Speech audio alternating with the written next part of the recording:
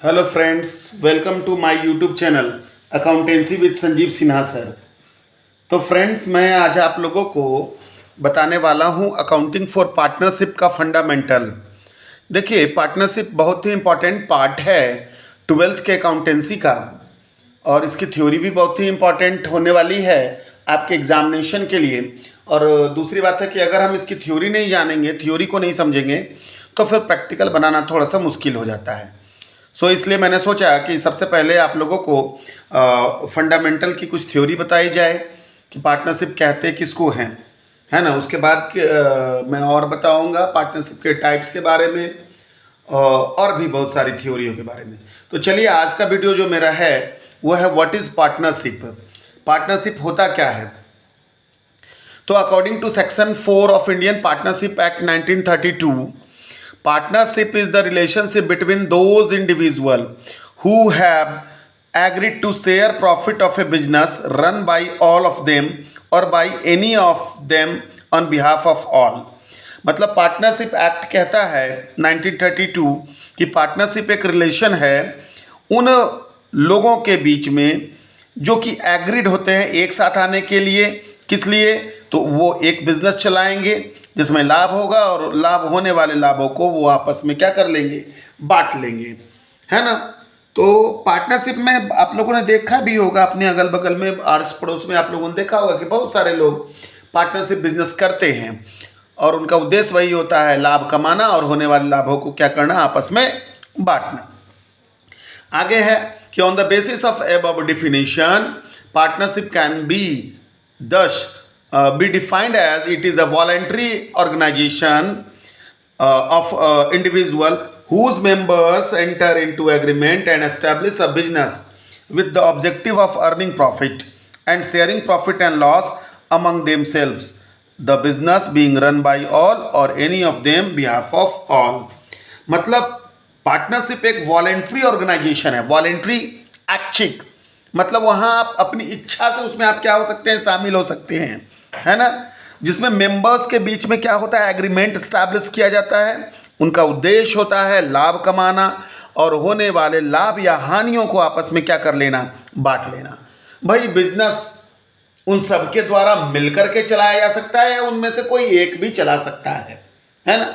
तो इस प्रकार के बिजनेस को क्या चीज़ के नाम से, पार्टनरशिप के बिजनेस के नाम से जाना जाता है।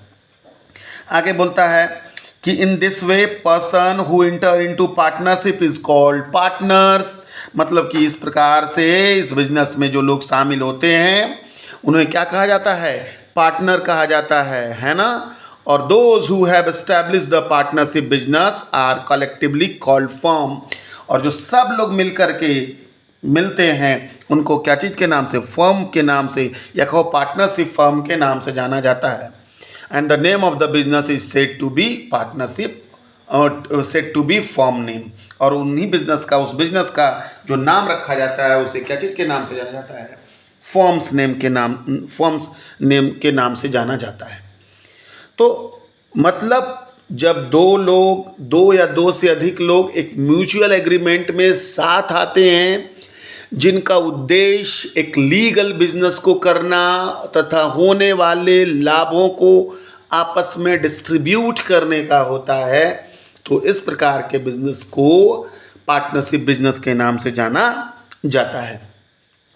अब आइए इसके फीचर्स और कैरेक्टरिस्टिक के बारे में।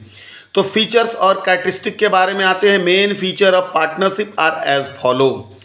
तो पार्टनरशिप बिजनेस का मेन फीचर क्या है? तो भैया, पहला फीचर है 2 और मोर मेंबर्स।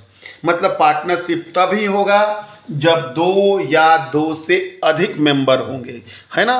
तो मेंबर 2, कम से कम 2 होना चाहिए, और मैक्स मैंने यहाँ पर लिख दिया है शॉर्ट में कि मैक्सिमम 50। इसको आप खुद एक्सप्लेन कर लेना कि in partnership business there are minimum 2 members and maximum 50 members. मतलब एक पार्टनरशिप बिजनेस में कम से कम 2 व्यक्ति होने चाहिए और ज़्यादा से ज़्यादा कितने होना चाहिए, 50 होने चाहिए, 50 से अधिक नहीं होना चाहिए। दूसरा कॉन्ट्रैक्ट एग्रीमेंट। भैया, इनके बीच में क्या होना चाहिए, एग्रीमेंट होना चाहिए, कॉन्ट्रैक्ट होना चाहिए, क्योंकि बिना कॉन्ट्रैक्ट के पार्टनरशिप हो ही नहीं सकता, बिना एग्रीमेंट के पार्टनरशिप हो ही नहीं सकता है। अब अगर बिना एग्रीमेंट के अगर कर लोगे तो बहुत सारी परेशानियां होंगी, वो आगे हम लोग चलेंगे। तीसरा है लीगल बिजनेस। लीगल बिजनेस का मतलब होता है कि भैया जो बिजनेस आप कर रहे हो वो लीगल होना चाहिए। लीगल का मतलब होता है कानूनी, है ना, कानून उसको मान्यता प्रदान करती हो, उसमें कोर्ट में क्या किया जा सकता हो, मुकदमा किया जा सकता हो, है ना। अब मान लिया 4 लोग मिल गए कि हम लोग चलो चोरी करेंगे, तो चोरी करने के लिए जो पार्टनरशिप होगा वो क्या लीगल बिजनेस कहलाएगा? नहीं, है ना। अगर चोरी हो गया, करने के बाद लोग आपस में क्या हो गया कि हिस्सेदारी बांटने के लिए झगड़ने लगे, तो क्या उसको उस मुकदमे को क्या कोर्ट में ले जाया जा सकता है कि हम तो बोले थे लाभ को ऐसे बांटेंगे, अब इन लोग क्या कर रहा है, दिक्कत कर रहा है? नहीं लिया जा सकता है। तो कहने का मतलब बिजनेस कैसा होना चाहिए? लीगल बिजनेस का मतलब होता है जिसको कानून क्या करती हो, मान्यता प्रदान करती हो। तीसरा आ जाओ प्रॉफिट मोटिव। भैया कोई भी लोग किस लिए जुड़ता है? प्रॉफिट कमाने के लिए, है ना। तो पार्टनरशिप बिजनेस का जो मोटिव होना चाहिए वो कैसा मोटिव होना चाहिए? तो प्रॉफिट मोटिव होना चाहिए, लाभ कमाने का उद्देश्य होना चाहिए। उसके बाद प्रॉफिट मोटिव के बाद sharing of profit and loss, है ना। जब पार्टनरशिप बिजनेस होगा उसमें लाभ हो या हानि हो, लाभ हो या क्या हो, हानि हो, उनको पार्टनर्स के बीच में क्या कर दिया जाता है, बांट दिया जाता है, डिस्ट्रीब्यूट करना पड़ता है ना। अगर मान लिया कि हम और आप मिल करके बिजनेस कर रहे हैं, लेकिन हम आपको क्या कर रहे हैं, प्रॉफिट में हिस्सा नहीं दे रहे, बल्कि आपको हम सैलरी दे रहे हैं, तो क्या हमारे और आपके बीच का जो रिलेशन होगा क्या वो पार्टनरशिप कहलाएगा? नहीं कहलाएगा। वो तो वर्कर और क्या एम्प्लॉयर का हो जाएगा, है ना, मालिक और क्या काम करने वाले लोगों का हो जाएगा। सो दैट है ना, पार्टनरशिप बिजनेस में क्या होना चाहिए, प्रॉफिट और लॉस का डिस्ट्रीब्यूशन होना चाहिए। नेक्स्ट है अनलिमिटेड लायबिलिटी। अनलिमिटेड लायबिलिटी बहुत समझना जरूरी है। अनलिमिटेड लायबिलिटी का मतलब होता है, अनलिमिटेड लायबिलिटी का मतलब होता है कि अगर आप पार्टनरशिप में पैसा लगा रहे हो, आप 1-1 लाख रुपया लगा करके पार्टनरशिप बिजनेस किए और बिजनेस में नुकसान ज़्यादा हो गया, तो उस नुकसान की भरपाई के लिए आपको अपनी पर्सनल प्रॉपर्टी भी बेचनी पड़ सकती है। मतलब कि एक तरह से कहो कि आपको आपके निजी प्रॉपर्टी पर भी हमला किया जा सकता है। सो दैट पार्टनरशिप में लायबिलिटी, दायित्व जो होता है वो क्या होता है, अनलिमिटेड हो जाता है ना। अनलिमिटेड लायबिलिटीज का मतलब समझ गए आप लोग। अनलिमिटेड लायबिलिटीज का मतलब कि भाई आप जितना पैसा लगाए हो, आप अगर 1 लाख लगाए हो और नुकसान 1 लाख से क्या हो गया, ज़्यादा हो गया, आपने 1 लाख लगाया था, नुकसान 1,20,000 हो गया, तो लॉस 1,20,000 हो गया, तो ये जो 20,000 जो एक्स्ट्रा लॉस हुआ है वो आपको अपना निजी प्रॉपर्टी से देना पड़ सकता है। एंड लास्ट है नो सेपरेट एग्जिस्टेंस।